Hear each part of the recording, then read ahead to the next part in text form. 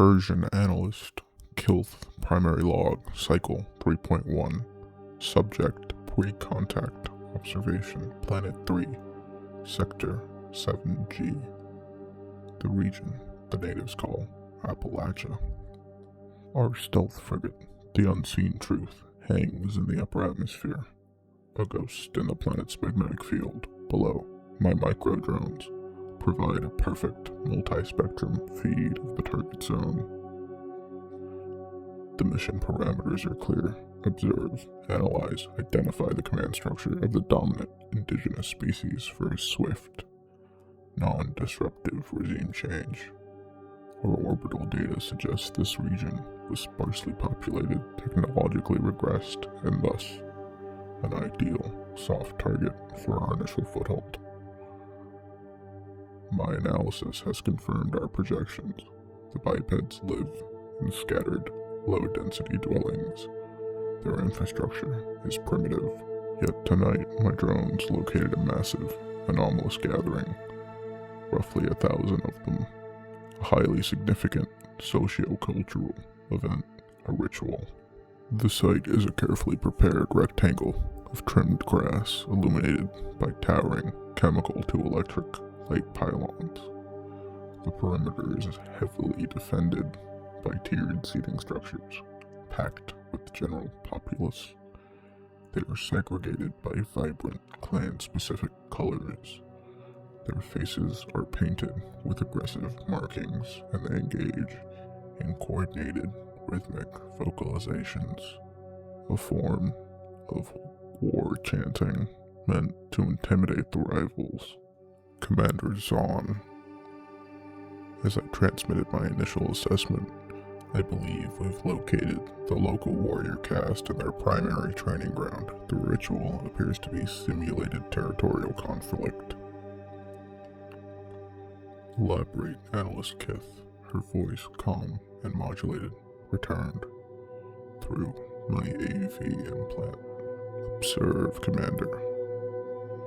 As I focused the drone's optical sensors on the grass rectangle, 2 opposing factions of heavily armored bipeds are present.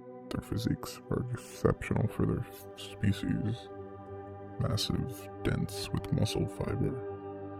Their carapaces, while primitive, appear to be designed to withstand significant kinetic impact. They engage in short, violent bursts of activity, colliding with one another with incredible force. It is brutal, yet structured, a display of dominance. And the others, the 1,000 in the stands, the non-combat population, the young, the elderly, the support castes, they are here to witness the display, to affirm their strength of their chosen warriors, and to participate in the intimidation rituals. A formation of bipeds on the eastern perimeter, they wore matching uniforms, each wielding a polished brass acoustic weapon. They generate harmonized frequencies, no doubt a form of psychological warfare designed to bolster their warriors' morale and disrupt the enemy's communications. This was a textbook primitive society, warlike, ritualistic, and with a clear, easily identifiable power structure. Our path to integration was obvious.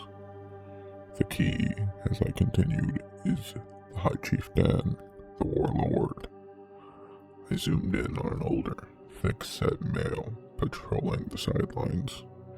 He wore no armor, a clear sign of his supreme status. He did not need it. His authority was absolute. He communicated with his warriors through a series of hand signals and explosive verbal commands. The warriors respected him with a level of ingrained deference that bordered on religious reverence. His designation, according to local data intercepts, is Coach Bubba Thompson. His personal honorific appears to be the Bear. The bipeds speak of him with a mixture of terror and awe. His strategic record is flawless for 15 solar cycles. He is the linchpin. Remove him from the hierarchy, the entire structure will collapse into chaos. A single surgical strike. We neutralize him. The warriors will be leaderless and easily pacified. Commander Zahn processed this for a moment. A sound tactical analysis, Kilth. Proceed with a non-lethal neutralization. Send in scout chicks. Maintain observational distance. The order was given. The plan was perfect. Scout chicks, his personal cloaking field, shimmering into a heat haze, descended from the frigate. He moved with the silent grace inborn to our species, a phantom slipping through the chaotic sensory soup of the event. His mission: approach the warlord, Coach Bubba, and disable him with a targeted, narrow stasis pulse. A clean, silent extraction of the enemy's king from the board. My drone feed showed Jix moving flawlessly along the sidelines. The bipeds were consumed by their ritual, roaring and chanting as the armored warriors slammed into one each other. Jix was within 5 meters of the target, 3 meters, 2. And then the warlord stopped. He did not turn, he did not look, but his entire body went rigid, as if he had a feeling something was watching. My bioscanners registered a spike in his adrenaline, neoephrine levels. It was impossible. Jix was undetectable. The warlord grunted a single word to the nearby, older female. She was responsible for dispensing a high-energy nutrient paste, referred locally as chili dogs, and stimulants called soda to the general populace from a small, designated shelter. We had dismissed them as non-combatants. The female looked towards Jix's position. She could not see him, but when she saw the warlord's subtle cue, her eyes narrowed. She hefted the large metal cauldron, full of a scalding semi-liquid dairy product, intended for a local food ritual. She hurled its entire contents in Jix's direction.